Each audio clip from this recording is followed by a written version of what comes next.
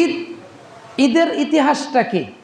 আল্লাহ রসুল সাল্লাল্লাহু আলাইহি সাল্লাম যখন মক্কা থেকে মদিনায় হিজরত করলেন, যখন মক্কা থেকে মদিনায় হিজরত করলেন, মদিনা হিজরত করার পর আল্লাহ রসুল সাল্লাম, আবু দাউদ শরীফে হাদিসটা আছে, আল্লাহ রসুল সাল্লাল্লাহু আলাইহি সাল্লাম দেখলেন যে মদিনার লোকেরা বছরের 2টা দিন খুব আনন্দ উল্লাস করে, ঢোক ডাল পিটা, অর্থাৎ তারা তাদের মতো করে আনন্দ উল্লাস করতেছে।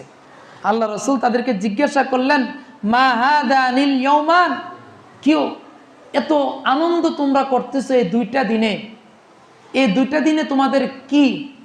তখন মদিনার অধিবাসীরা বলল, কুন্না নালআবু ফীহিমা ফিল জাহিলিয়া, আমরা জাহিলি যুগে এই 2টা দিন খেলাধুলা করতাম, আনন্দ উল্লাস করতাম, তারই ধারাবাহিকতায় আমরা এখনো সেই 2টা দিনে আনন্দ উল্লাস করি, খেলাধুলা করি।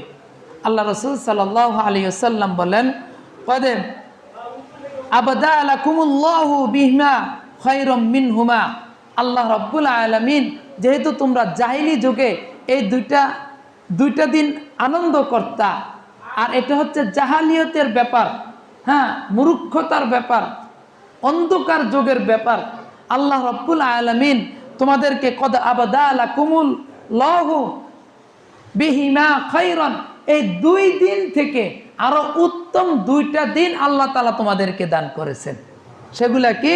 মিনহুমা ইয়াউমাল আযহা ওয়া ইয়াউমাল ফিতরি, 1 নম্বর হচ্ছে ইয়াউমুল আযহা অর্থাৎ কুরবানির ঈদ, আর 2 নম্বর হচ্ছে ইয়াউমুল ফিতর অর্থাৎ রোজার ঈদ। মুসলমানদের খুশির দিন কয়টা? 2টা, একটা হচ্ছে রোজার ঈদ আর একটা হচ্ছে কুরবানির ঈদ। এগুলো আল্লাহ তাআলা আমাদেরকে দিয়েছেন। এগুলো এই হচ্ছে